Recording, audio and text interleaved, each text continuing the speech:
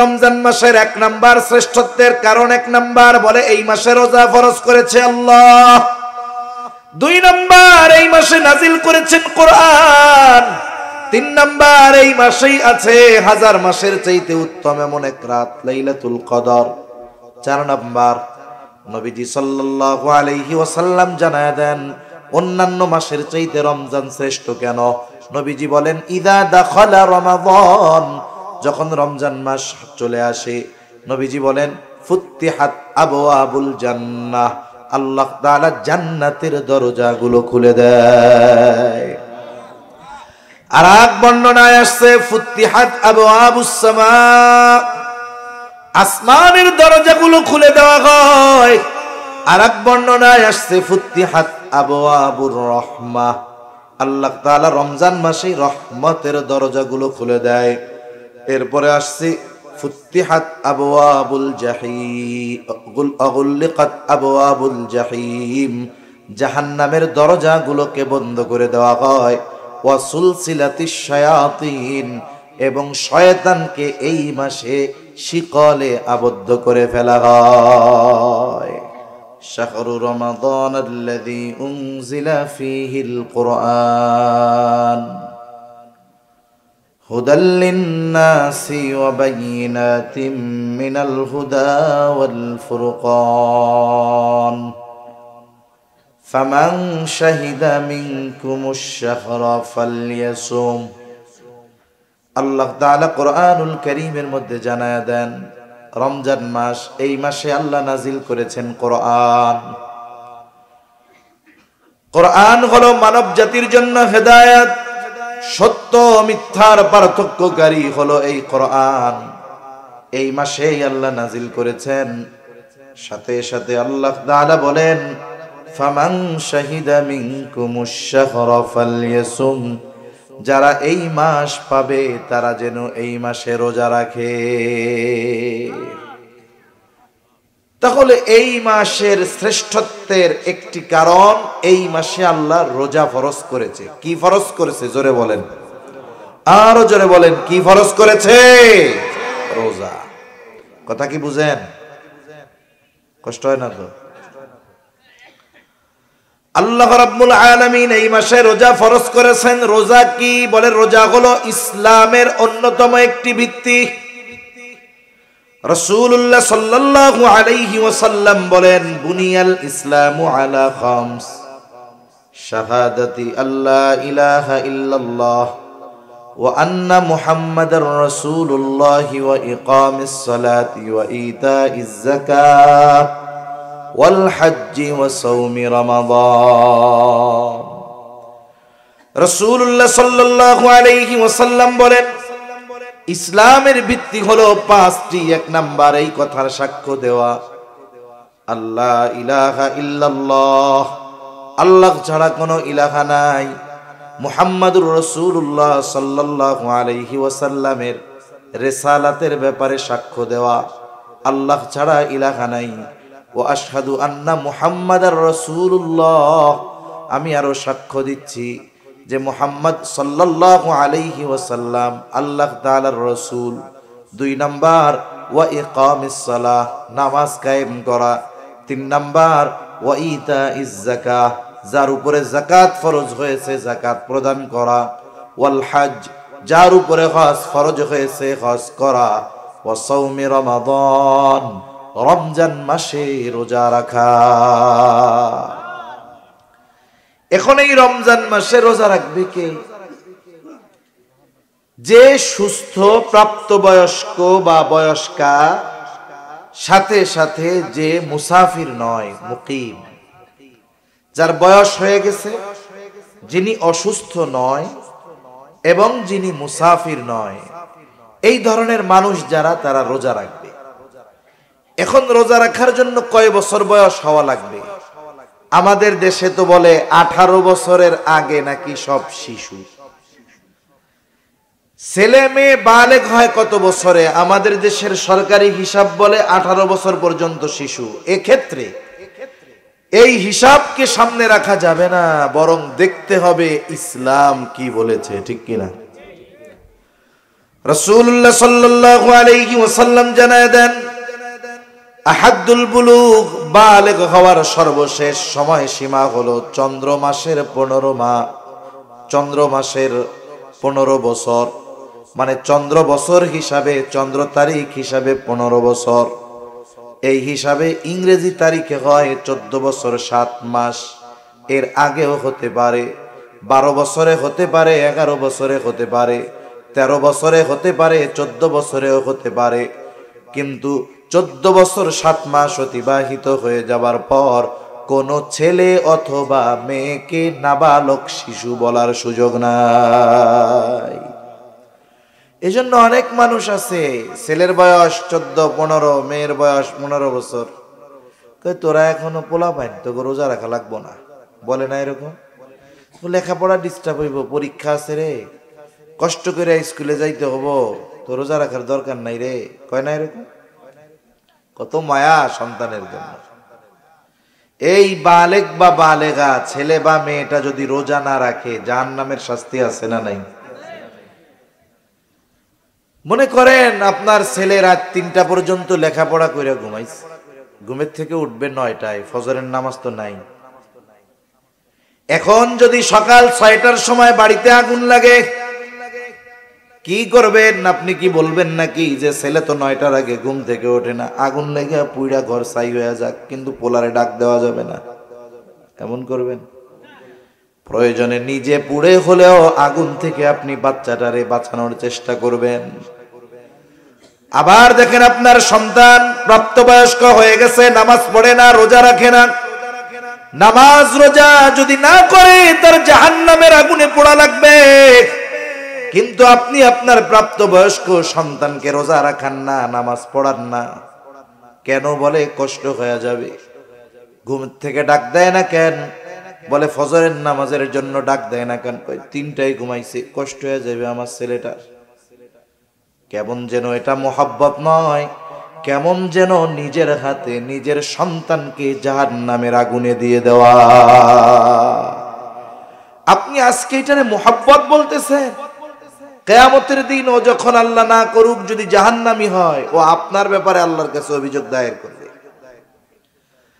ও বলবে, রব্বানা ইন্না আতা'না সাদাতানা ওয়া কুবারানা ফাআযাল্লুনা সাবিলা। বলবে, ও রব, ইন্না আতা'না সাদাতানা ওয়া কুবারানা, আমরা আমাদের বড়দের অনুসরণ করেছি, নেতাদের অনুসরণ করেছি, আমাদের অভিভাবকদের অনুসরণ করেছি। ফাআযাল্লুনা সাবিলা, তারাই আমাদেরকে পথভ্রষ্ট করেছে, তাদের কারণে আজকে আমরা জাহান্নামী হয়েছি। আল্লাহ তাআলার কাছে তারা বলবে, রব্বানা আতিহিম যিফাইনি মিনাল আযাবি ওয়ালআনহুম লা'নান কাবীরা। যেই সন্তানকে রোজা রাখতে দেন নাই স্বাস্থ্য নষ্ট হয়ে যাবে এটা চিন্তা করে, যেই মেয়েকে রোজা রাখতে দেন নাই স্বাস্থ্য নষ্ট হয়ে যাবে এই চিন্তা করে, যেই ছেলেকে নামাজের জন্য ডাকেন নাই তার কষ্ট হবে এই জন্য, ওই সন্তান আল্লাহ না করুক যদি জাহান্নামী হয়, কিয়ামতের দিন আল্লাহর কাছে ওই অভিভাবকের ব্যাপারে অভিযোগ দায়ের করবে, বলবো ওনার কারণে জাহান্নামী হয়েছে। যখন গ্রামে মারামারি হয়, আপনাদের অঞ্চলে মারামারি টারামারি হয় নাকি? গ্যাঞ্জাম হয় না মাঝে মধ্যে? 2টা দল থাকে না? গ্রামের মধ্যেও আছে, 2 দল মারামারি লাগে, 2 দলের লিডার ঢাকা বসে আরাম করে, কিন্তু পাবলিকে দিক দিয়ে মাথা ফাটায় ফেলে, মানুষ মেরে ফেলে। এখন গ্রামের মারামারির মধ্যে যেই দলের লোক মরে এই দলের পাল্লা ভারী হয়ে যায়। কেন? বিপক্ষের 14 গোষ্ঠী ধরে মামলা দিয়ে দিব। এখন মারামারি যে লাগছে, এক পক্ষের লোক আর এক পক্ষের লোকরে মেরে ফেলছে। যেই পক্ষ মারছে ওই পক্ষের লিডার মারামারি যে লাগছে সে জানেও না, কিন্তু বিপক্ষ দল যখন মামলা দিবে 1 নম্বর আসামি কে কন্ত? কেডা কয় না? লিডার, এত জানেও না, অথচ ঢাকা বৈশা রয়েছে, সে জানেই না গ্যাঞ্জাম লাগছে, কিন্তু মামলায় 1 নম্বরে তার নাম। কেন? বলে উনি হলো ওই দলের অভিভাবক, এজন্যই উনি 1 নম্বর আসামি। এজন্য উনি কয় নম্বর আসামি? 1 নম্বর আসামি। কিয়ামতের দিনও আমার আপনার অধীনস্থরা জাহান্নামী হওয়ার কারণে অভিযোগ দায়ের করবে আমাদের বিপক্ষে। আবার দেখেন, 1 নম্বর আসামি উনি, শাস্তি যদি হয় 1 নম্বরে ওনার হবে। অনুরূপভাবে অভিভাবকের ব্যাপারে যদি অধীনস্থরা আল্লাহর কাছে অভিযোগ দায়ের করে যে আমি তো নামাজি না, ও তো সাক্ষী দিবে যে আমি তো মারছিলাম, আমার লিডার কইছে এর লাইগা, বলবে না এরকম? ও দোষ দিবে অভিভাবকের। অভিভাবক অপরাধ না করেও 1 নম্বর অপরাধী। এজন্য মনে রাখতে হবে, অধীনস্থদের কারণে অভিভাবক কিয়ামতের দিন ধরা পড়ে যাবে। এই যে মোহাব্বত, নামাজ পড়লে রোজা রাখলে কষ্ট হবে, এই মোহাব্বত নয়। এই মোহাব্বত হলো নিজের পায়ে নিজে কুড়াল মারা, ঠিক কিনা বলেন? সন্তানটাও জাহান্নামে যাবে, এই মায়া যে দেখাবে তার জন্য জাহান্নামে যাওয়া লাগতে পারে। এজন্য প্রাপ্তবয়স্ক ছেলে হোক আর মেয়ে হোক, আমরা তাদেরকে রোজা রাখাবো ইনশাআল্লাহ, নিজেরাও রাখবো। তাহলে রমজান মাস 1 নম্বরে শ্রেষ্ঠ মাস হওয়ার কারণ হলো এই মাসে আল্লাহ রোজা ফরজ করেছেন, যা ইসলামের অন্যতম একটি ভিত্তি। 2 নম্বর, এই মাস শ্রেষ্ঠ হওয়ার কারণ বলে এই মাসে আল্লাহ তাআলা কোরআনুল কারীম নাজিল করেছে। আল্লাহ তাআলা বলেন, শাহরু রমাদানাল্লাযী উনজিলা ফীহিল কুরআন হুদাল লিন-নাসি ওয়া বাইয়িনাতিম মিনাল হুদা ওয়াল ফুরকান। আল্লাহ তাআলা বলেন, শাহরু রমাদান, রমজান মাস, আল্লাযী উনজিলা ফীহিল কুরআন, যেই মাসে আল্লাহ নাজিল করেছেন কোরআন। এই কোরআন হুদাল লিন-নাস, মানুষের জন্য হেদায়েত, ওয়া বাইয়িনাতিম মিনাল হুদা ওয়াল ফুরকান, এই কোরআন হলো সত্য মিথ্যার মধ্যে পার্থক্যকারী, এজন্য কোরআন হলো ফুরকান। তাহলে আল্লাহ তাআলা এই মাসে নাজিল করেছেন কোরআন। 3 নম্বর কারণ, এই মাসেই আছে লাইলাতুল কদর, যেটা 1000 মাসের চাইতে উত্তম। আল্লাহ তাআলা বলেন, ইন্না আনজালনাহু ফি লাইলাতিল কদর ওয়া মা আদরাকা মা লাইলাতুল কদর লাইলাতুল কদরি খায়রুম মিন আলফি শাহর। আল্লাহ তাআলা বলেন, আমি ইন্না আনজালনাহু ফি লাইলাতিল কদর, আমি কদরের রজনীতে নাজিল করেছি এই কোরআন। ইন্না আনজালনাহু ইন্না আনজালনাল কুরআনা ফি লাইলাতিল কদর, আমি কদরের রজনীতে কোরআন নাজিল করেছি। ওয়া মা আদরাকা মা লাইলাতুল কদর, আপনি কি জানেন লাইলাতুল কদর কি? আল্লাহ তাআলা লাইলাতুল কদরের পরিচয় দিয়ে বলেন, লাইলাতুল কদরি খায়রুম মিন আলফি শাহর, বলে ওই রজনীটা হলো এমন এক রাত, বলে ওই রাতের মর্যাদা 1000 মাসের চাইতেও বেশি, 1000 রাতের চাইতেও উত্তম এই একটা রজনী। এটা আছে কোন মাসে? জোরে কোন। খিদা লাগছে আপনাকে? তাকবীর দেন, নারায়ে তাকবীর, আরো জোরে নারায়ে তাকবীর। তাহলে এই লাইলাতুল কদর কোন মাসে আছে? রমজান মাসে। লাইলাতুল কদরে মানে এই রাতে আল্লাহ কি নাজিল করছে? কোরআন। তাহলে রমজান মাসের 1 নাম্বার শ্রেষ্ঠত্বের কারণ, 1 নাম্বার বলে এই মাসে রোজা ফরজ করেছে আল্লাহ। 2 নাম্বার, এই মাসে নাজিল করেছেন কোরআন। 3 নাম্বার, এই মাসেই আছে 1000 মাসের চাইতে উত্তম এমন এক রাত, লাইলাতুল কদর। 4 নাম্বার, নবীজি সাল্লাল্লাহু আলাইহি ওয়াসাল্লাম জানায় দেন অন্যান্য মাসের চাইতে রমজান শ্রেষ্ঠ কেন। নবীজি বলেন, ইদা দাখালা রমাদান, যখন রমজান মাস চলে আসে, নবীজি বলেন, ফুত্তিহাত আবওয়াবুল জান্নাহ, আল্লাহ তাআলা জান্নাতের দরজাগুলো খুলে দেয়। আর এক বর্ণনায় আসছে, ফুত্তিহাত আবওয়াবুস সামা, আসমানের দরজাগুলো খুলে দেওয়া হয়। আর এক বর্ণনায় আসছে, ফুত্তিহাত আবওয়াবুর রাহমাহ, আল্লাহ তাআলা রমজান মাসে রহমতের দরজাগুলো খুলে দেয়। এরপরে আসছে, ফুত্তিহাত আবওয়াবুল জাহিম, আগুল্লিকাত আবওয়াবুল জাহিম, জাহান্নামের দরজাগুলোকে বন্ধ করে দেওয়া হয়, ওয়া সুলসিলাতিশ শায়াতিন, এবং শয়তানকে এই মাসে শিকলে আবদ্ধ করে ফেলা হয়। তাহলে রমজান মাস বছরের শ্রেষ্ঠ মাস, শ্রেষ্ঠত্বের কয়েকটা কারণ আমরা জানলাম। এখন এই মাসে আমাদের করণীয় কি আছে এটা নিয়ে অল্প কিছু কথা বলে আমি আমার আলোচনা শেষ করে দিব ইনশাআল্লাহ। বেশি লম্বা কথা বলবো না, কারণ আগামী দিন যেহেতু একেবারে 99% বলা যায় যে আমাদের রোজার প্রস্তুতি আছে, এজন্য গভীর রাত করা ঠিক হবে না। এখন এই মাসে আমাদের আমল কি, করণীয় কি জানার দরকার আছে না নাই? আমরা জানি, তবে এগুলো ঠিক মতো মানি না। এক নাম্বার, এই মাসে যেই আমল সেটা হলো রোজা। এটা আমাদের জন্য ফরজ। আল্লাহ তাআলা কোরআনুল কারীমের মধ্যে বলেন, ইয়া আইয়ুহাল্লাযীনা আমানু কুতিবা আলাইকুমুস সিয়াম কামা কুতিবা আলাল্লাযীনা মিন ক্বাবলিকুম লাআল্লাকুম তাত্তাকুন। আল্লাহ তাআলা বলেন, হে ঈমানদারেরা, কুতিবা আলাইকুমুস সিয়াম, তোমাদের উপরে রোজা ফরজ করা হয়েছে যেমনি ভাবে তোমাদের পূর্ববর্তীদের উপরে ফরজ করা হয়েছিল। আল্লাহ তাআলা রোজা ফরজের ঘোষণা দিয়েছেন, সাথে সাথে বান্দা যেন চিন্তা না করে কেমন করে রোজা রাখবো।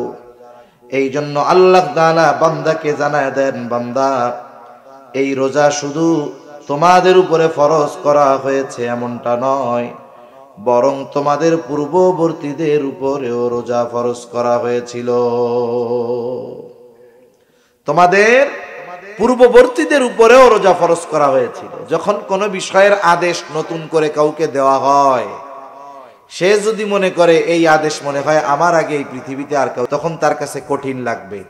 যদি তারে বলা হয়, আরে মিয়া, তুমি কি প্রথমে এই কাজ করবা নাকি, তোমার আগে কত মানুষে করছে, তখন তার মধ্যে একটা মানসিক চিন্তা আসবে, আমার আগে যদি মানুষেরা কইরা থাকে তাহলে আমি পারবো না কেন? ঠিক কিনা বলেন? এজন্য আল্লাহ তাআলা আদেশ করার পর জানায়া দিলেন, এই রোজা শুধু তোমাদের উপরে ফরজ করা হয়েছে এমনটা নয়, বরং তোমাদের পূর্ববর্তীদের উপরেও এই রোজা ফরজ করা হয়েছিল। পূর্ববর্তীদের উপরে রোজা ফরজ ছিল, আদম আলাইহিস সালাম থেকে নিয়ে প্রত্যেকটা উম্মতের উপরে রোজা ফরজ ছিল, তবে রোজার সিস্টেম ছিল ভিন্ন ভিন্ন। সব উম্মতের উপরে এক ধরনের রোজা আল্লাহ ফরজ করেন নাই। যেমন অতীতের উম্মতদের থেকে জানা যায়, সারাদিন কথা না বলা এটাও ছিল এক ধরনের রোজা। যেমন হযরত মারিয়াম আলাইহিস সালাম যখন আল্লাহর কুদরত ঈসা আলাইহিস সালাতু ওয়াস সালামকে ভূমিষ্ঠ করলেন, দুনিয়ায় আসলো ঈসা আলাইহিস সালাম, বাবাবিহীন আল্লাহ তাআলা তাকে দুনিয়ায় পাঠিয়েছেন। এবার দুগ্ধপোষ্য ওই শিশু সন্তানকে নিয়ে আল্লাহ তাআলা আদেশ দিলেন, যাও তুমি তোমার কওমের কাছে চলে যাও। সাথে সাথে আল্লাহ রাব্বুল আলামিন তাকে জানায় দিলেন যে তোমারে তো তোমার কওম সম্প্রদায় অনেক কথা জিজ্ঞাসা করতে পারে, তুমি তখন কি করবা?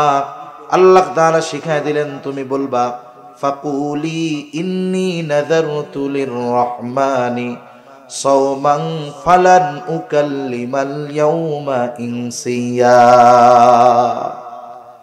যখন আসছে নিয়া, বিবাহ শাদী হয় নাই, কোলে বাচ্চা, স্বাভাবিক মানুষেরা তো খারাপ বলতেছে, জিজ্ঞাসা করতেছে পোলা কার, এই কার। সে এখন বলে, আমি আজকে দয়াময়ের প্রতি সাথে ব্যাপারে এই মানত করছি যে আজকে আমি রোজা, আজকে আমি আর কোনো কথা বলতে পারবো না। তার মানে দেখুন, সারাদিন কথা না বলা এটাও রোজার একটা সিস্টেম ছিল, যে আমি আজকে মানত করেছি এটা, যে আমি আজকে রোজা, যার কারণে ফালান উকাল্লিমাল ইয়াওমা ইনসিয়া, আমি তোমাদের সাথে কোনো কথা বলতে পারবো না আজকের এই দিন। এখন কথা না বললে বাস্তব অবস্থা কি জানা যাবে? ঘটনা কি তো কিছু জানা যাবে না। এবার তারা বলা বলি শুরু করতেছে, ইয়া উখতা হারুনা মা কানা আবুকি ইমরাআ সাউইন ওয়া মা কানাত উম্মুকি বাগিয়া। হে হারুনের ভগ্নী, তোমার বাবাও তো খারাপ মানুষ না, তোমার মাও তো ব্যভিচারিণী না, এই পোলা বাচ্চা তুমি পাইলা কোথায়? এইবার সে তো আজকে রোজা রাখছে, ইশারা দিয়া বুঝায় দিছে আমি রোজা, আল্লাহর জন্য আজকে আমি রোজা রাখছি, কথা কইতে পারবো না। আল্লাহ রাব্বুল আলামিনের আদেশ, কথা তুমি বলবা না, আল্লাহই তো আদেশ দিয়েছে ওই বাচ্চারে দেখায়া দিবা। ওরা যখন এই কথা বলতেছে, মারিয়াম আলাইহিস সালাম ঈসা আলাইহিস সালামের দিকে ইশারা করে দিছে, আমি তো কথা বলতে পারবো না, এর জিগাও। এখন 2-1 দিনের শিশু কথা বলতে পারে নাকি? জোরে বলেন, পারে? পারে না। এরা এবার বলতেছে, ইশারা দিয়া দিছে এইদিকে, ফাশারাত ইলাইহি, আমারে কিছু না কইয়া এই বাচ্চারে জিগাও। তারা বলে, ক্বালু কাইফা নুকাল্লিমু মান কানা ফিল মাখদি সাবিয়্যা, হায় রে দোলনার শিশু, কোলের শিশু, এ আবার কেমনে কথা বলবে? মূল কথা যেটা, অতীতের উম্মতদের মাঝে রোজার একটা সিস্টেম ছিল, সারাদিন কোনো কথা না বলা। এই উম্মতের জন্য রোজা ফরজ হয়েছে। এই উম্মতের রোজার প্রাথমিক দিকে সিস্টেম কি ছিল? প্রথম দিকে আমাদের উম্মতের উপরে, এই উম্মতের উপরে রোজার সিস্টেম ছিল, সূর্যাস্ত যাওয়ার পরে ইফতার করত। বলে ইফতার করার পর যতক্ষণ না ঘুম যাবে ততক্ষণ খানা দানা সব চলবে, কিন্তু যদি ঘুমায় যায়, ঘুম থেকে উঠে আর কিছু খাওয়ার সুযোগ নাই। কেউ যদি ইফতার করে আবার ঘুমায়া যাইতো, তাহলে তাকে আর পরের দিন সূর্যাস্তের পরে গিয়ে খাওয়া দাওয়া করা লাগতো। এটা ছিল প্রথম দিকের সিস্টেম। ইফতার করে রাতে নামাজ পড়ে খাওয়া দাওয়া করে এই যে ঘুমাইতো, ঘুম থেকে উঠে আর খাওয়ার কোনো সুযোগ ছিল না। 2টা ঘটনাকে কেন্দ্র করে আল্লাহ তাআলা আমাদের জন্য রোজাকে আরো ফরজ করে দিয়েছে। এক সাহাবী, সে দিন আনতো দিন খাইতো, প্রতিদিন তার পরিশ্রম করা লাগতো খাওয়ার জন্য। একদিন ইফতারের সময় সে হালকা কিছু ইফতার করছে, খেজুর দিয়ে একটু পানি দিয়ে, সারাদিন অভুক্ত, খিদা লাগছে। স্ত্রীরে বলছে, তুমি এক কাজ করো, খাবার কিছু আছে কিনা একটু দাও। তা ওনার স্ত্রী বলছে, ঠিক আছে, আপনি অপেক্ষা করেন, আমি আসতেছি। এখন খাবার আনতে আনতে ওই লোক ঘুমায় গেছে। ঘুমায় যখন গেছে, বলেন তো, ঘুম যেহেতু গেছে, ঘুম থেকে উঠে আর কিছু খাইতে পারবে? এখন সে রোজা, রাত হোক তাতে কি, তার মানে আগে রাইতেও রোজা ছিল, দিনেও তো ছিল। এরপরে লোকটা রোজা রাখছে, পরের দিন দুপুরবেলা কাজ করতে গিয়ে ক্ষুধার তীব্রতায়, দুর্বলতায় অজ্ঞান হয়ে গেছে। এটা হলো একটা ঘটনা। হযরত ওমর রাদিয়াল্লাহু তাআলা আনহু, উনি ইফতার করার পরে, নামাজ কালাম পড়ার পরে ঘুমায় পড়ছেন। পরবর্তীতে ওনার স্ত্রীর সাথে মেলামেশা হয়ে গেছে রাতে। এই 2 ঘটনা নবীজি সাল্লাল্লাহু আলাইহি ওয়াসাল্লামের কাছে জানানো হলো। এই 2 সাহাবীর ঘটনাকে কেন্দ্র করে আল্লাহ তাআলা উম্মতে মুহাম্মাদের জন্য রোজাকে ফরজ করে দিলেন। একেবারে সুবহে সাদিক পর্যন্ত পানাহার স্বাভাবিক সময়ের মতো করে দেওয়া হলো। সূর্যাস্ত থেকে নিয়ে সুবহে সাদিক পর্যন্ত খাওয়া দাওয়া সব কিছু চালু থাকবে। আর সুবহে সাদিক থেকে নিয়ে সূর্যাস্ত পর্যন্ত পানাহার থেকে বিরত থাকবে, স্ত্রীর কাছে যাওয়া থেকে বিরত থাকবে। উম্মতে মুহাম্মাদির জন্য এরপর থেকে রোজাকে সহজ করে দেওয়া হলো, যেই ধারাবাহিকতায় এখন আমরা রোজা রেখে থাকি। তাহলে আমাদের এই উম্মতের উপরেও প্রাথমিক দিকে রোজাটা একটু কঠিন ছিল, পরে আল্লাহ তাআলা আয়াত নাজিল করে, ওহী নাজিল করে উম্মতে মুহাম্মাদির জন্য রোজাকেও সহজ করে দিয়েছে। এই রোজা আমরা সবাই রাখবো তো ইনশাআল্লাহ। শোনেন, যারা বালেগ হয় নাই এদেরও রাখায় অভ্যস্ত করবে, যদি পারে রাখবে। যদি দেখা যায় অসুস্থ হয়ে যাচ্ছে, পারতেছে না, খেয়ে নেবে, কোনো অসুবিধা নেই। কিন্তু ছোট বাচ্চা এখন থেকে অভ্যস্ত হোক, তাহলে কি হবে? পরবর্তীতে তার জন্য রোজা রাখাটা আশা করা যায় কঠিন হবে না, ইনশাআল্লাহ সহজ হয়ে যাবে। এখন এই কষ্ট করে যে আমরা রোজা রাখবো, এই রোজার প্রতিদান কত বেশি, অনেক হাদিস বলা যাবে। আমি অল্প কয়েকটা হাদিস আপনাদের সাথে একটু আলোচনা করব। এখন এক নাম্বার বিষয় হলো, রোজা রেখে যদি আমরা হাদিসের ঘোষণা অনুযায়ী প্রতিদানগুলো আল্লাহর কাছে পেতে চাই, তাহলে শুধু সারাদিন না খেয়ে থাকলে হবে না, সারাদিন গুনাহ থেকেও বাঁচতে হবে। এজন্য রাসূলুল্লাহ সাল্লাল্লাহু আলাইহি ওয়াসাল্লাম বলেন, কিছু মানুষের রোজা হলো না খেয়ে থাকার নামান্তর। আবার নবীজি সাল্লাল্লাহু আলাইহি ওয়াসাল্লাম বলেন, যে রোজা রাখলো কিন্তু অশ্লীল ফাহেশা মন্দ গুনার কাজ ছাড়লো না, নবীজি বলেন তার না খেয়ে থাকায় আল্লাহ তাআলার কোনো কিছু আসে যায় না। তার মানে কোন ব্যক্তি যদি রোজা রেখে গুনাহ করে, চোখের গুনাহ, হাতের গুনাহ, জবানের গুনাহ, পায়ের গুনাহ, এই গুনাহ যদি করে তাহলে তার রোজাটা কি হয়? শুধু ফরজ আদায় হয়। ওই রোজার দ্বারা যে প্রতিদানের কথা আসছে হাদিসে, এগুলো কিছুই সে পাবে না। রোজার প্রতিদান পাওয়ার জন্য রোজা হতে হবে গুনাহমুক্ত। গুনাহযুক্ত রোজা যদি হয় তাহলে ওই রোজা কেমন যেন 133 পেয়ে পাশ করার মতো। 133 পেয়ে যে পাশ করবে, সে এই পাশের কথা মানুষের সামনে বলতেও লজ্জা পাবে, ঠিক কিনা বলেন? কতজন তারে টিটকারি করে বলবে, এক কম পাইতা তাহলে আরো ভালো হইতো, আগামী বছর পরীক্ষা দিয়ে আর একটু ভালো রেজাল্ট করতে পারতাম, এখন তো সেই সুযোগও নাই, পাইছো মাত্র 33। এরকম টিটকারি করবে মানুষ তাকে। আর যে পাশ করছে কিন্তু 190 পাইছে, 95 পাইছে, ও মানুষের সামনে বুক ফুলায় বলবে আমি গোল্ডেন এ প্লাস পাইছি, ঠিক কিনা বলেন? তাহলে দুইজনেই পাস, 33 পাওয়া পাস আর 190 পাওয়া পাস, দুইটা কি সমান? আমি আপনি সারাদিন কষ্ট করে না খেয়ে থাকলাম, তৃষ্ণায় কষ্ট করলাম, ক্ষুধায় কষ্ট করলাম, এখন যদি একটু গোনার কারণে প্রতিদান বঞ্চিত হয়ে যায়, এর চাইতে বোকামি আর কোনো কিছু হতে পারে? এজন্য রোজা রেখে অনেকে সময় কাটানোর জন্য মোবাইল দেখবে, টেলিভিশন দেখবে, গল্প গুজব করবে। আমার মা বোনেরা, রোজার মাস 2 বেলা রান্না বান্না নাই, সকালে আর রাত দুপুরে, এবার বসে বসে তিন চারজন এক জায়গায় হয়ে দুনিয়ার সব গল্প শুরু করবে, দেখা যাবে এটা একসময় গীবতের মজলিস হয়ে গেছে, ঠিক কিনা বলেন? এজন্য রোজা রেখে সকল ধরনের গুনাহ থেকে যদি না বাঁচি, বলে ওই রোজা রাখা না রাখায় আল্লাহর কিছু আসে যায় না। ফরজটা আদায় হলো ঠিক, কিন্তু রোজার প্রতিদান থেকে সে বঞ্চিত হলো। এজন্য আমরা সবাই রোজার প্রতিদান চাইতো। রোজার প্রতিদান কত বড়! রাসূলুল্লাহ সাল্লাল্লাহু আলাইহি ওয়াসাল্লাম বলেন, হাদিসে কুদসি আল্লাহ তাআলা বলেন, কুল্লু আমাল ইবনে আদম লাহু ইল্লা সিয়াম।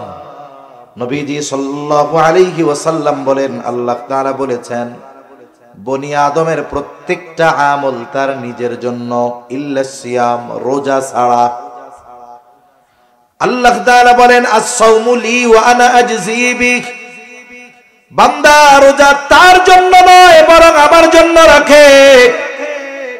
এই জন্য আল্লাহ তাআলা জানায় দেন, ওয়া আনা আজজি বিহি, আমি তার রোজার প্রতিদান দিব।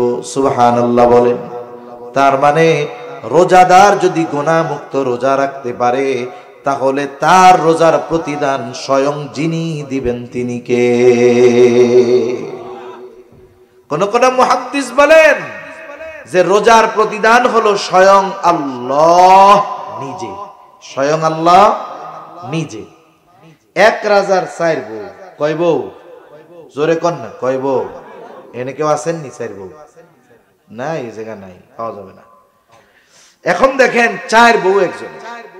এখন ওই রাজা তার 4 বউরেই বলছে, আজকে আমার রাজ্যের ধনভাণ্ডার তোমাদের জন্য ওপেন, খুলে দিলাম, যার যা মন চায়, যত মন চায় নেও। এইবার একজন যাইয়া স্বর্ণের গোডাউন ধরছে, আর একজন যাইয়া হীরার গোডাউন ধরছে, আর একজন গিয়ে মণিমুক্তার গোডাউন ধরছে, আর একজন রাজার পাশে দাঁড়ায় রয়েছে, এরকম, এটা নড়েও না চড়েও না। কিরে, ওরা সবাই তো সব লয়ে গেল, তুমি যাও না কেন? বলে, আমার কিছু লাগবে না, আমার আপনারে লাগবে। কারে লাগবে? জোরে কোন। আমার কিছু লাগবে না, আমার আপনারে লাগবে। কেন? ইমাম গাজ্জালী রাহমাতুল্লাহি আলাইহি কিমিয়ায়ে সাআদাত কিতাবের মধ্যে বলেন, মান লাহুল মাওলা ফালাহুল কুল। হায়রে বলে, যার মাওলা যার, বলে সব কিছুই তো তার। বলে রাজা আমার কিছু লাগবে না, আমার আপনাকে লাগবে। আপনাকে যদি আমি পেয়ে যাই সব কিছুই আমার হয়ে যাবে। কেমন যেন রোজাদার, প্রকৃত রোজাদার আল্লাহকে পেয়ে যাবে, যে তার রোজার বিনিময় হবে রব। সে আল্লাহর কাছে যা মন চায় তা চাইতে পারবে, আল্লাহ তাআলা তাকে তাই দিবে। সুবহানাল্লাহ। এজন্য বলেন রোজার প্রতিদান স্বয়ং আল্লাহ নিজে। সুবহানাল্লাহ। আবার আল্লাহ রাব্বুল আলামিনের নবী জানায় দেন, যারা দুনিয়ায় আল্লাহর জন্য পিপাসিত থাকবে, তৃষ্ণায় বুকের ছাতি ফেটে যায়, তাও পানি আছে ঘরে, ফ্রিজে, জগে, কলে, সব জায়গায় পানি আছে, কেউ দেখে না। শুধুমাত্র চিন্তা করে পানি পান করলে কেউ না দেখলেও কে দেখবে? জোরে বলেন। এই চিন্তায় আল্লাহর জন্য যারা পিপাসায় কষ্ট করে তৃষ্ণার্ত থাকে, নবীজি জানায়া দেন আল্লাহ তাআলা ওই মানুষগুলাকে কিয়ামতের দিন নিজে পানি পান করাবে। দুনিয়ার গরমের তৃষ্ণায় কষ্ট বেশি না আখিরাতে কষ্ট বেশি হবে? ওই দিন আল্লাহ তাআলা যারা দুনিয়ায় আল্লাহর জন্য তৃষ্ণায় কষ্ট করেছে, আল্লাহ তাআলা ওই দিন তাদেরকে স্বয়ং নিজে পানি পান করাবে। আবার রোজাদার আল্লাহ তাআলার কাছে কত প্রিয়। রাসূল আকরাম সাল্লাল্লাহু আলাইহি ওয়াসাল্লাম বলেন, লা খুলুফু ফামিস সাইমি আতয়াবু ইনদাল্লাহি তাআলা মির রিহিল মিস্ক। রোজাদার রোজা রাখার কারণে পাকস্থলীতে দীর্ঘ সময় পানি যায় না, খাবার যায় না, যার কারণে পাকস্থলী শুকনা হয়ে যায়। এই কারণে একটা গন্ধ আসে মুখ দিয়া। নবীজি সাল্লাল্লাহু আলাইহি ওয়াসাল্লাম বলেন, রোজাদারের রোজা রাখার কারণে তার মুখে যেই গন্ধ হয়, আল্লাহ তাআলার কাছে রোজাদারের এই মুখের গন্ধটা মেশক আম্বরের চাইতে বেশি প্রিয়। রোজাদারের প্রতি আল্লাহর ভালোবাসা এটার দ্বারা বোঝা যায় যে তার পাকস্থলী খালি, গন্ধ হয় মুখ দিয়ে। মানুষ যদি মানুষের সাথে কথা বলে, যদি গন্ধ আসে দূরে সরে যায়। কিন্তু রোজাদার রোজা রাখার কারণে যেই গন্ধ হয়, এটা আল্লাহর কাছে অপ্রিয় নয়। এর দ্বারা রোজাদার আল্লাহর কাছে কত প্রিয় এটা মোটামুটি অনুধাবন করা যায়। এখন যদি ওই মুখ দিয়ে আমি আপনি গীবত করি, গীবত বুঝেন? একজনের অনুপস্থিতিতে তার দোষ ত্রুটি চর্চা করা, আলোচনা করা, মজা নেওয়ার জন্য, তার সংশোধনের জন্য নয়, শুধুমাত্র মজা নেওয়ার জন্য, তাকে হেয় করার জন্য। যেই দোষটা তার মধ্যে আছে তার অনুপস্থিতিতে যদি আলোচনা করা হয় মজা নেওয়ার জন্য, তাহলে এটা হলো গীবত। গীবত এটা মৃত ভাইয়ের গোশত খাওয়ার চাইতেও জঘন্য। নাউজুবিল্লাহ বলে। এজন্য আমাদের সমাজে গীবত এটা হয়ে গেছে ঘি ভাতের মতো। কি ভাতের মতো? ঘি ভাতের মতো। মসজিদের মধ্যেও গীবত আছে না নাই?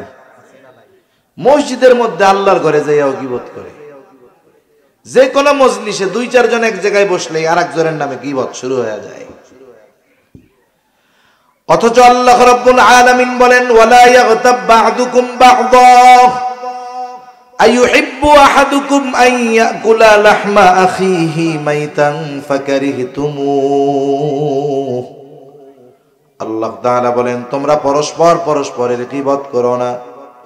আইয়ুহিব্বু আহাদুকুম, তোমাদের মধ্যে কেউ কি এটা পছন্দ করো? আন ইয়াকুলা লাহমা আখিহি মাইতা, মৃত ভাইয়ের গোশত খাওয়া তোমাদের মধ্যে কেউ কি পছন্দ করো? আল্লাহ বলেন, ফাকারিহতুমুহ, মৃত ভাইয়ের গোশত খাওয়া তোমরা অপছন্দ করো। অথচ গীবত করার মাধ্যমে কেমন যেন সে মৃত ভাইয়ের গোশত খায়। এজন্য গীবত যদি করি, গুনাহ চর্চা যদি করি, তাহলে তো গাল দিয়া ওই গন্ধ না, বাইরবে পচা গোশতের গন্ধ। ঠিক কিনা বলেন? রোজাদারদের স্পেশালিটি কি? রোজাদারদের সম্মান কত আখিরাতে, কিয়ামতে? নবীজি সাল্লাল্লাহু আলাইহি ওয়াসাল্লাম বলেন, ইন্না ফিল জান্নাতি বাবান ইউকালু লাহুর রায়্যান। নবীজি সাল্লাল্লাহু আলাইহি ওয়াসাল্লাম বলেন, জান্নাতের একটা দরজা আছে, সেই দরজার নাম হলো রায়্যান। ওই দরজা দিয়ে কিয়ামতের দিন রোজাদারেরা প্রবেশ করবে। রোজাদার ব্যতীত অন্য কেউ ওই দরজা দিয়ে প্রবেশ করতে পারবে না। এটা রোজাদারদের জন্য আলাদা এক সম্মাননা, সম্মান। ফেরেশতারা আহ্বান করবে, ফাআইনা সাইমুন, কোথায় রোজাদারেরা, কোথায়? এবার রোজাদারেরা আসবে, ঢুকবে, এরপরে বন্ধ করে দেওয়া হবে। রোজাদারেরা ঢোকা শেষ, আর একটা ব্যক্তিকেও এই দরজা দিয়ে ঢুকতে দেওয়া হবে না। এই যে রোজা রাখতেছি, এটা জাহান্নাম থেকে বাঁচার ঢাল হচ্ছে।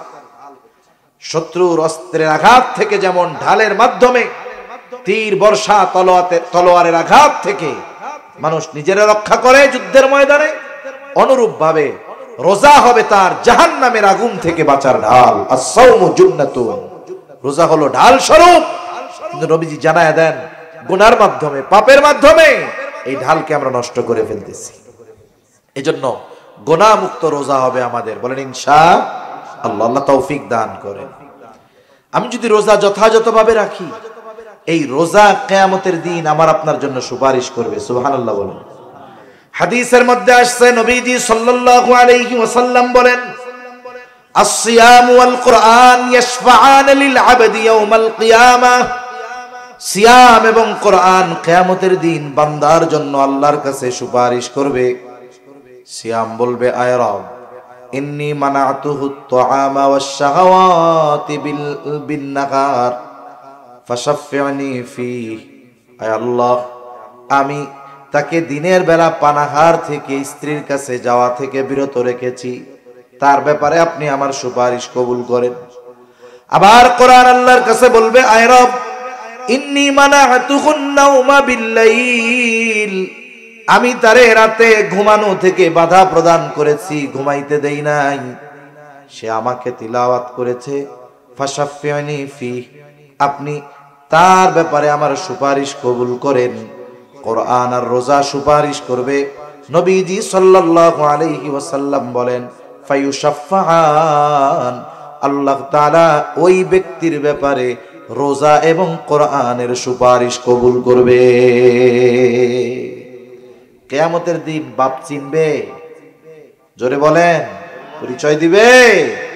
গাড়ে ভাড়া দিয়ে জান্নাতে যাওয়ার চেষ্টা করব।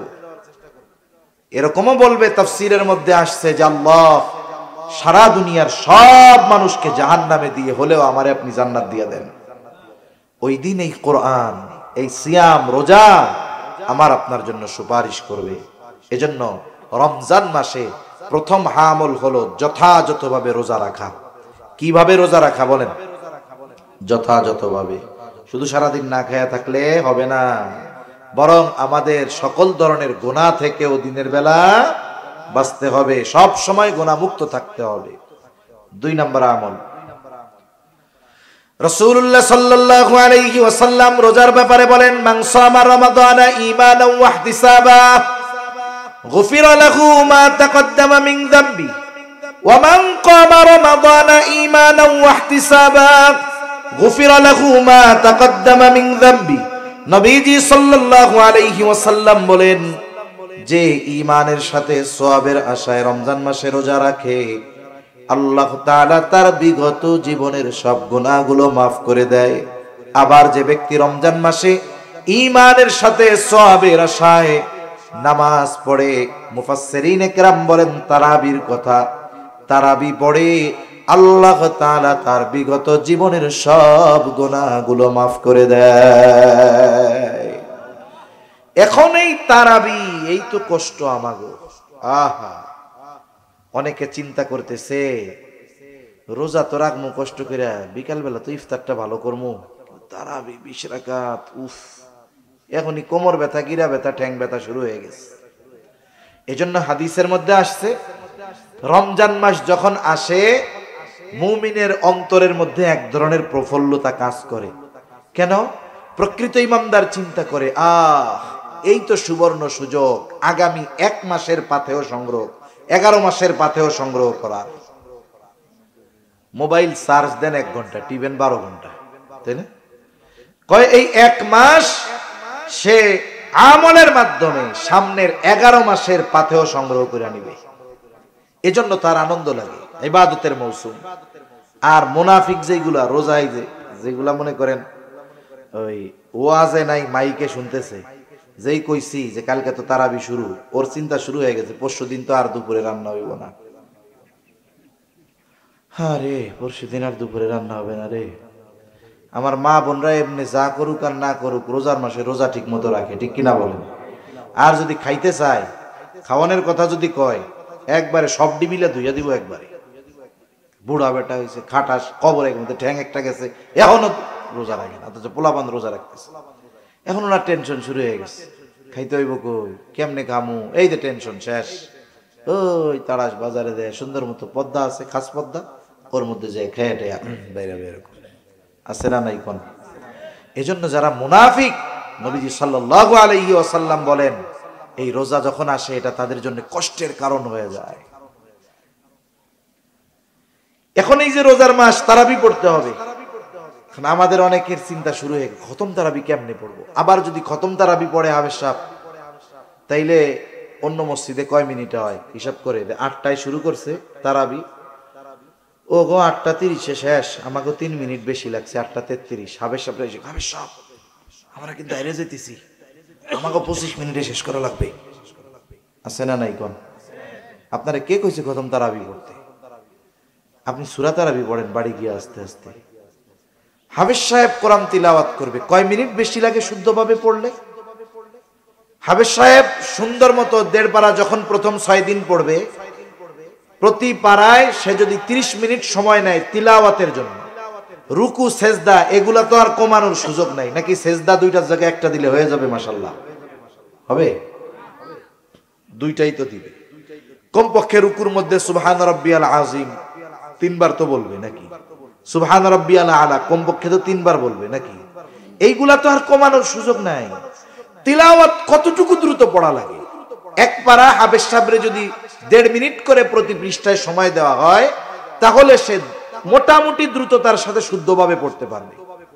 আর যদি সে প্রতি মিনিটে 1 পৃষ্ঠা পড়তে চায়, পড়তে পারবে, কিন্তু পরিপূর্ণ শুদ্ধ আর স্পষ্টভাবে হবে।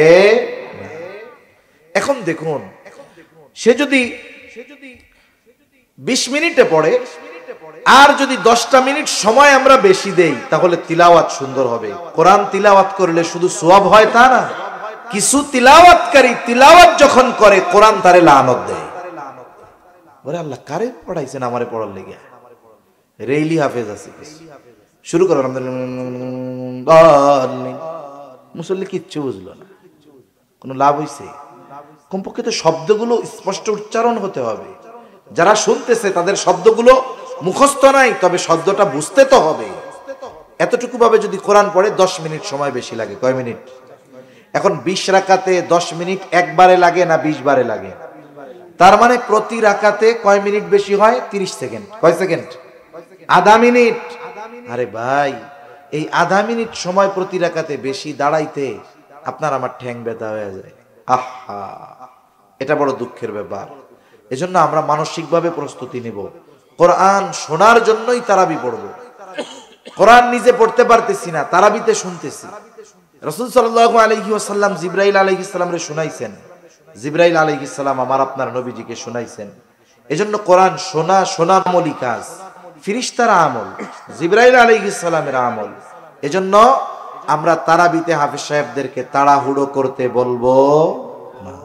বলবো যে দেখেন, একটা মাস আমরা কোরআন শুনতেছি, আপনি আমাদেরকে শুদ্ধভাবে দৃষ্টিরতার সাথে সবকিছু ঠিক রেখে যতটুকু তাড়াতাড়ি পড়া যায় এর চাইতে দ্রুত পড়ার দরকার নাই।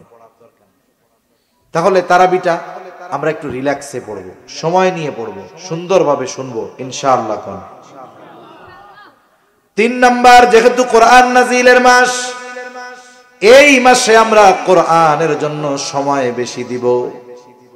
সারা বছর সময় হয় না, চেষ্টা করব রমজানে কমপক্ষে 1 খতম কোরআন পড়ার। অনেকে আছে প্ল্যানিং না থাকার কারণে শুরু করে খুব জোশ নিয়া, লাস্টে কিছুই হয় না। প্রথম দিন 4 পারা, পরের দিন 3 পারা, এর পরের দিন হুইত্যা পড়ছে, আর পড়ে না। আর গিয়া সবে কদরের দিন ধরছে, একটু 27 রমজান, মাস শেষে হয়েছে মাত্র 10 পারা, শেষ করতে পারে নাই। ওইটা বাদ দিয়ে প্রত্যেক দিন কম কম হোক, কিন্তু ধারাবাহিক ভাবে হোক। হাফেজ সাহেব ডেলি 1.5 পারা পড়বে, যারা কোরআন শরীফ পড়তে পারেন, প্রত্যেক নামাজে প্রথম 6 দিন পড়বেন, প্রতি নামাজে 6 পৃষ্ঠা করে। কয় পৃষ্ঠা করে? 6 পৃষ্ঠা। ফজরের নামাজে গেছেন, যদি সুন্নাত পড়ে সময় হয় আপনি পড়ে ফেললেন 2 পৃষ্ঠা। ফরজের পরে বাড়ি চলে না আইসা 4 পৃষ্ঠা পড়ে আসলেন। জোহরে গেলেন, লম্বা সময়, একটায় আজান, দেড়টায় নামাজ, 4 রাকাত পড়া 20 মিনিট সময়, আপনি পড়ে ফেলতে পারলেন 6 পৃষ্ঠা। এইভাবে 6 দিন যদি পড়া হয়, প্রত্যেক দিন 5 পৃষ্ঠা করে পড়লে দৈনিক হয় 30 পৃষ্ঠা। হাফেজি কোরআন শরীফের 1.5 পারা। হাফেজ সাহেব প্রথম 6 দিন 1.5 পারা করে পড়বে, এরপরে আপনি 7 দিনের থেকে 1 পারা করে পড়েন। প্রতি ওয়াক্তে 4 পৃষ্ঠা। কয় পৃষ্ঠা? তাহলে 5 ওয়াক্তে 4 পাশা কত হয়? 20 হয়ে গেল 1 পারা। দেখা গেল সুন্দরভাবে ধীর স্থিরতার সাথে আপনার মসজিদের তারাবি হাফেজ সাহেবের জবানে 1 খতম শোনা হলো, নিজেও 1 খতম পড়া হয়ে গেল। এজন্য আমলগুলো কম হোক, এটা ধারাবাহিক যদি হয়, এটা আল্লাহ তাআলার কাছে বেশি প্রিয়। এভাবে আমরা কোরআন পড়ব। যারা কোরআন পড়তে পারি না, হাফেজ সাহেব থাকবে, ইমাম সাহেব থাকবে, তাদের কাছ থেকে আমরা একটু কোরআন শেখার চেষ্টা করব। অনেকে আছে অনেক দিন নামাজ পড়ে কিন্তু সূরাগুলা সহি শুদ্ধ নাই। আপনি কোরআন শরীফের সূরাগুলো সহি শুদ্ধ করবেন, সূরা ফাতিহাটা ঠিক করবেন, সূরা নাস, ফালাক, ইখলাস, কুল হুয়াল্লাহ যত সূরা আছে কমপক্ষে শেষের 10টা একবারে শুদ্ধভাবে শিখে নিলেন। অনেক মুসল্লি আছে 30 বছর নামাজ পড়ে, সূরা ফাতিহার প্রথম আয়াতের অর্থ জিজ্ঞেস করলে কইতে পারবে না। অনেক মুসল্লি আছে, মারিফুল কোরআন আছে মসজিদে, একটু খুইলা অনুবাদটা দেখেন যে আল্লাহ কি বলছে, আলহামদুলিল্লাহি রাব্বিল আলামিন কি কইছে আল্লাহ এর মধ্যে, এগুলো একটু পড়েন, একটু ব্যাখ্যা পড়েন, দেখবেন এরপরে ইমামের পেছনে সূরা শুনতেন তিলাওয়াত ফাতিহা, আগে যেমন লাগতো, আপনি যখন অর্থ বুঝবেন, একটু ব্যাখ্যা জানা থাকবে, দেখবেন তখন আরো পড়তে শুনতে দুইটাই ভালো লাগতেছে। এজন্য কোরআনের সাথে একটু থাকা যাবে না ইনশাআল্লাহ। কত সওয়াব হবে কোরআন পড়লে জানেন? এক একটা অক্ষর পড়লে 10টা কইরা নেকি হয়। সুবহানাল্লাহ বলেন। রমজান মাসে সওয়াবের উপর এমনি সময় আল্লাহ 10 থেকে 700 গুণ বাড়ায়। রমজানে এটারে গুণ দিবেন আরো কমপক্ষে 70 দিয়া, কমপক্ষে 70 দিয়া। প্রথম কত? 10 থেকে 700 তো আল্লাহ এমনি টাইমে দেয়, আর রমজানে কমপক্ষে ওইগুলার সাথে গুণ হবে কত? 70। তাহলে একটা অক্ষর পড়লে কত সওয়াব? কোরআন শরীফ পড়া সওয়াব কামানো যায় সবচাইতে বেশি।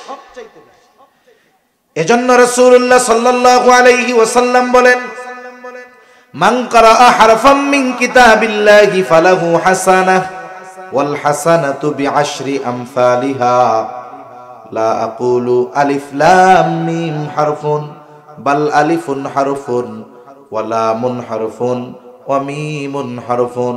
নবীজি বলেন, মান ক্বারাআ হারফাম মিন কিতাবিল্লাহ, যে আল্লাহর কিতাব থেকে একটা অক্ষর তিলাওয়াত করে, ফালাহু হাসানাহ, তার জন্য একটি হাসানা, আর ওয়াল হাসানাতু বিআশরি আমসালিহা, এক হাসানাই হলো 10 নেকি।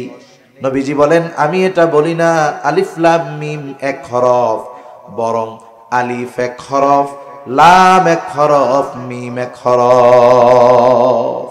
তাহলে আলিফ লাম মিম যে পড়লো, 3 অক্ষর পড়লো, কম পক্ষে আল্লাহ সুবহানাহু ওয়া তাআলা তাকে 10টা কইরা নেকি দিবে। কমপক্ষে যদি এমনি সময় 10 হয়, রোজার মাসে গুণ দেন 10 গুণ 70, 70 10 কত? কত হয়? 700। রোজার মাসে শুধু আলিফ পড়লে কমপক্ষে কত সওয়াব? 700। এরপরে তো আরো বাড়তে পারে, এরপরে বাড়তে পারে, এটা নিম্ন সওয়াব। আবার কোন কোন মুফাসসির বলেন, আলিফ যে পড়বে, পড়লো আলিফ, কিন্তু আলিফ লেখলেও তো 3টা হরফ লাগছে, আলিফ লাম ফা। আপনারা আমি যদি বলি আলিফ লেখেন বানান কইরা, তাহলে আপনি এরকম লিখবেন না, তো আলিফ লাম ফা লিখবেন, তাই না? আলিফ এর মধ্যে তো 3টা হরফ আছে। এখন এইভাবে যদি ভাঙানো হয়, দেখা যায় একটা অক্ষর পড়লে হাজার হাজার নেকি হয়ে যায়। সুবহানাল্লাহ। এখন কইতে পারেন, হুজুর আমি তো পড়তে পারি না, জিহ্বায় বাদে, কষ্ট হয়, তোতলাই আছে না, এরকম কষ্ট হয়। আয়েশা সিদ্দিকা রাদিয়াল্লাহু তাআলা আনহা বলেন, আল মাহিরু বিল কুরআন মাআল কিরামিল বারারাতিস সাফারা। আয়েশা সিদ্দিকা রাদিয়াল্লাহু তাআলা আনহা বলেন, সম্মানিত ফেরেশতাদের সাথে থাকবে যারা কোরআন তিলাওয়াতে মাহের। আর যারা মাহের না, দক্ষ না, তিলাওয়াত করতে গেলে জবানে বাঁধে, জবানের মধ্যে বাঁধে, কষ্ট হয়, নবীজি জানায়া দেন তার জন্য হলো দুইটা পুরস্কার। বলে একটা হলো ওই যে পড়তেছে সম্মানের পুরস্কার, আর একটা হলো তার পড়তে গিয়ে কষ্ট হচ্ছে, এই কষ্টের পুরস্কার। তাহলে হিসাবে যে দক্ষ তার চাইতে যার পড়তে কষ্ট হয় এর প্রতিদান আরো বেশি। এজন্য রোজার মাস আমরা কোরআনের সাথে কাটানোর চেষ্টা করব তো ইনশাআল্লাহ। তাহলে 1 নাম্বার আমল রোজা রাখবো, 2 নাম্বার তারাবির নামাজ পড়বো, সাথে সাথে চেষ্টা করব যে সাহারির সময় যখন উঠি একটু আগে উঠে 2-4-6 রাকাত তাহাজ্জুদ পড়ে আল্লাহর কাছে একটু রোনাজারি করার, আল্লাহর কাছে চাওয়ার, এবং কোরআনের সাথে আমরা এই মাসে বেশি বেশি সম্পৃক্ত হব। কোরআন শিখবো, পড়বো, শুনবো, অন্যকে শোনাবো, বলেন ইনশাআল্লাহ। এরপরে এই মাসে দ্বীনি কাজে বেশি সহযোগিতা করব। রাসূল সাল্লাল্লাহু আলাইহি ওয়াসাল্লাম ছিলেন আজওয়াদান নাস, সবচাইতে বড় দানশীল। রোজার মাস আসলে ওনার দানশীলতার পরিমাণ আরো বেড়ে যেত। একেবারে বাতাসের ন্যায় তিনি দুহাত প্রসার করে দান করতেন, মানুষদেরকে দিতেন। নবীকে আমরা গরিব বলি, অনেকে বলে গরিব নবী, না, নবীজি গরিব ছিলেন না, গরিবী হালতকে নবীজি গ্রহণ করেছেন। নবীজির কাছে অনেক সম্পদ আসতো নবীজির জন্য, নবীজি এগুলো মানুষকে দিয়ে দিতেন। একবার বাহরাইন থেকে নবীজি নামাজ পড়তেছেন মসজিদে, একেবারে বোঝাই বোঝাই নবীজির জন্য হাদিয়া আসছে, চাউল, আটা, গম, এইগুলা না, যা আসছে স্বর্ণ, স্তূপ হয়ে গেছে স্বর্ণ অলংকারের। নবীজি সাল্লাল্লাহু আলাইহি ওয়াসাল্লাম দুহাত ভরে ভরে এক একজনকে দিয়ে দিচ্ছেন যে নাও, এটা তোমার বাড়ি অলিরে পড়াইও, এটা নাও, তুমি নিয়ে যাও, তোমার খরচ চালাইও।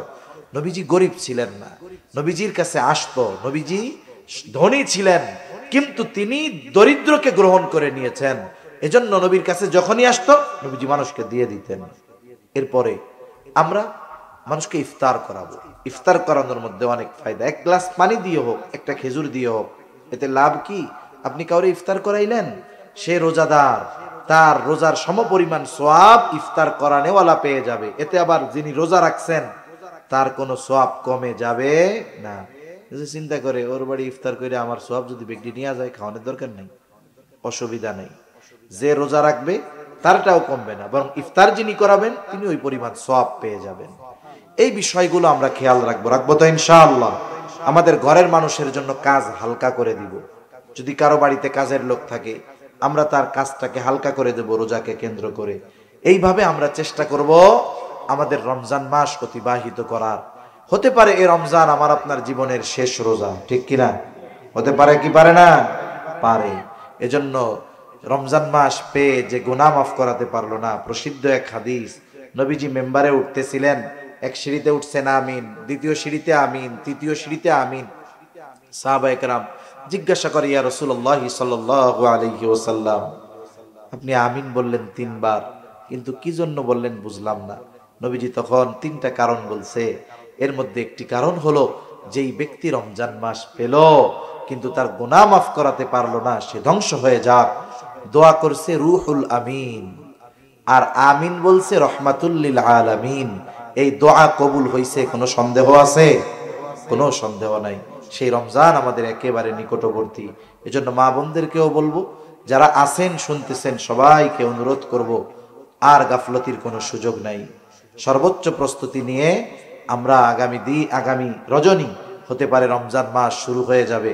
এই মাসটা যেন হেলায় খেলায় গোনায় আমাদের কেটে না যায়।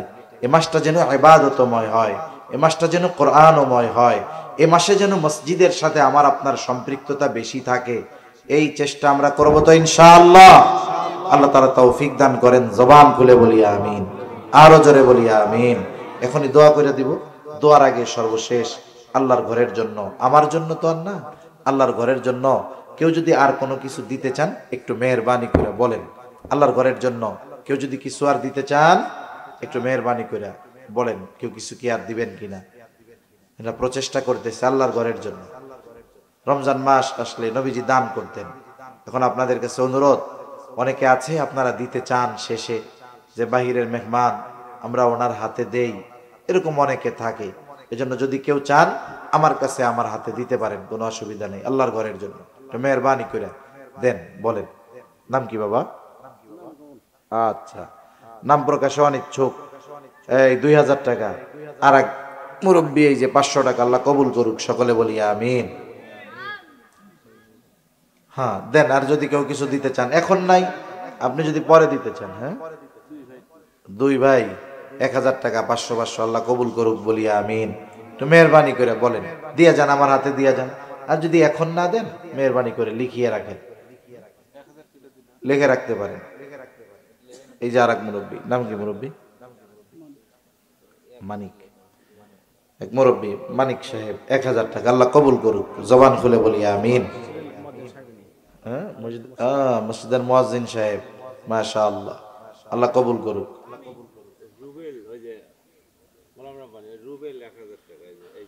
রুবেল 1000 টাকা, আল্লাহ কবুল করুক, বলি আমিন। এই যে ওনার এক ছোট বোন 500 টাকা, আল্লাহ কবুল করুক। আর নাম কি আপনার? মোহাম্মদ মুকুল হোসেন, 2000 টাকা, আল্লাহ কবুল করুক, সকলে বলি আমিন। তোমার নাম কি? তুমি দিছো? নাম কি কইলা? রিমান। আচ্ছা, রিমান দিছে 1580 টাকা, আল্লাহ কবুল করুক, বলি আমিন। নাম কি ভাইজান? জসমত ভাই, 2000 টাকা, আল্লাহ কবুল করুক, জোরে কন্যা আমিন। মুরব্বী নাম কি? নাম কি? আব্দুল করিম, নগদ 500 টাকা, 1 মণ দান, আল্লাহ কবুল করুক, বলি আমিন। এই যে এক যুবক ভাই মিজানুর রহমান, 1000 টাকা, আল্লাহ কবুল করুক, বলি আমিন। বলেন আর কেউ আসেননি কোন? এখন যদি না থাকে আপনি ওই লেখায় রেখে দেন, পরে দিয়ে দিন। তো মেহরবানি করে বলেন আর কিছু ভাই, দোয়া হয়ে যাবে এখনই, দেরি হবে না আর ইনশাআল্লাহ। নাম কি মুরব্বী? আব্দুর রহিম সাহেব। আচ্ছা, মোট 1500 টাকা দিবে, 500 টাকা নগদ আর 1000 টাকা বাকি, আল্লাহ কবুল করুক, বলি আমিন। আচ্ছা, এক বোন তার স্বামী ইন্তেকাল করেছে, তার জন্য 500 টাকা, আল্লাহ কবুল করুক। আপনি নাম কি? আব্দুল মানিক, আব্দুল বারিক, 500 টাকা, আল্লাহ কবুল করুক। নাম কি? মোহাম্মদ দুলাল হোসেন, 1000 টাকা, আল্লাহ কবুল করুক, বলি আমিন।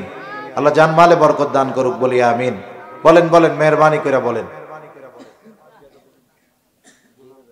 মা সাল্লাইতা আলা ইব্রাহিম ওয়া আলা আলি ইব্রাহিম ইন্নাকা হামিদুম মাজিদ।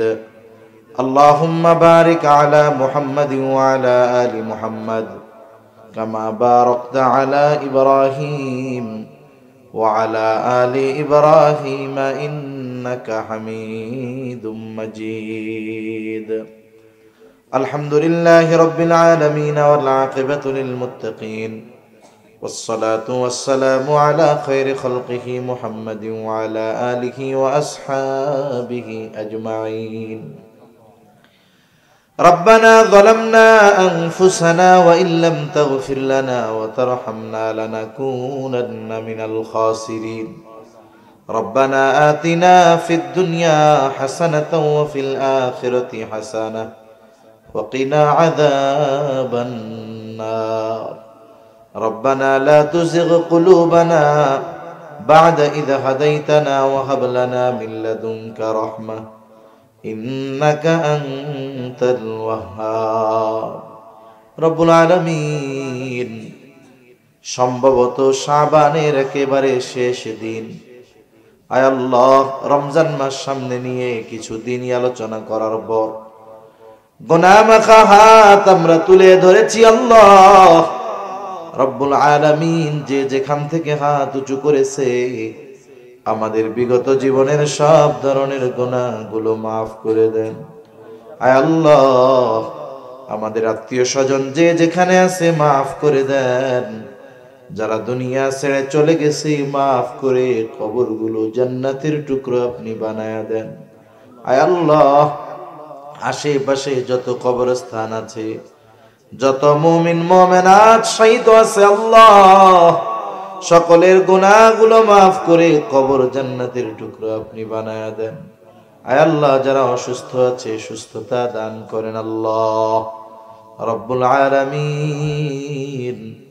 তামাম দুনিয়ার মুসলমানদের জান মাল আপনি হেফাজত করেন। আয় আল্লাহ জালেমদেরকে হেদায়েত দেন, হেদায়েত যদি না থাকে তাদের ব্যাপারে চূড়ান্ত ফয়সালা নেন। আমাদের একে অপরের প্রতি হৃদ্রতা মোহাব্বত ভালোবাসা আপনি বাড়ায়া দেন। লোভ হিংসা অহংকার মুক্ত হৃদয় দান করেন আল্লাহ। খাস করে আজকের এই মাহফিল আপনি কবুল আর মঞ্জুর করে নেন।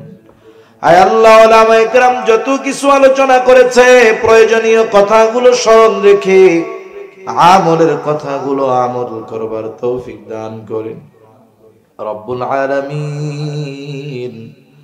মাহফিলকে এলাকার হেদায়েতের জরিয়া বানায়া দেন। খাস করে যেই মসজিদের উদ্যোগে মাহফিল আল্লাহ মসজিদ খানা আপনি কবুল আর মঞ্জুর করে দেন। আয় আল্লাহ আপনার ঘরের মোহাব্বতে যারা দান করেছে সকলের সকল দানগুলো আপনি কবুল আর মঞ্জুর করে নেন। আয় আল্লাহ সকলের মনের নেক চাওয়া নেক আশা কবুল করে নেন আল্লাহ। মসজিদের যত প্রয়োজনীয়তা আছে গায়বী খাজানা থেকে আপনি পূরণ করে দেন।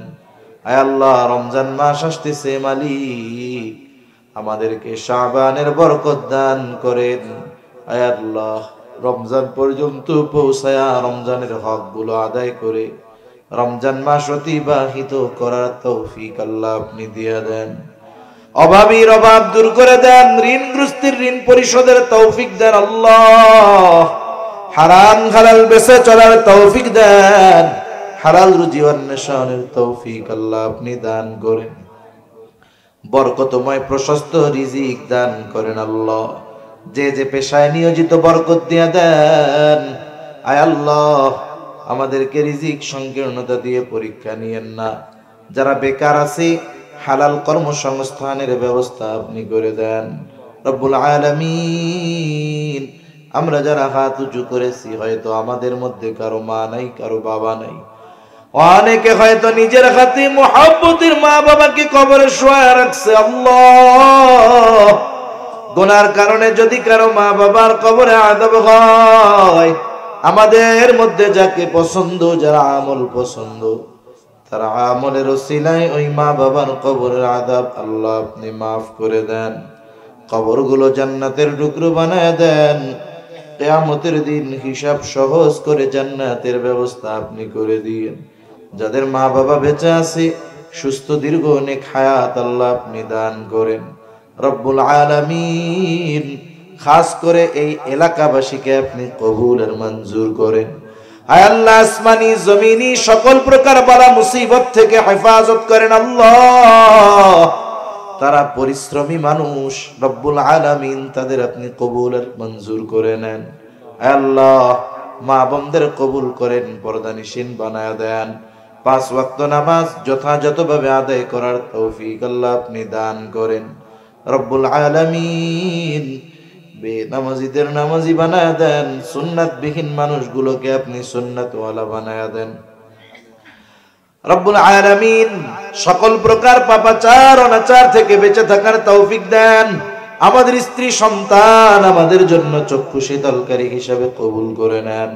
আল্লাহ সকলকে অর্থনৈতিক সচ্ছলতা, মানসিক প্রশান্তি, পারিবারিক শান্তি দান করেন রব্বুল আলামিন। এলাকার মধ্যে মিলে মিশে থাকার তৌফিক আল্লাহ আপনি দিয়ে দেন রব্বুল আলামিন। আমাদের সকলকে বারবার মক্কা মদিনা জিয়ারতের তৌফিক দান করেন।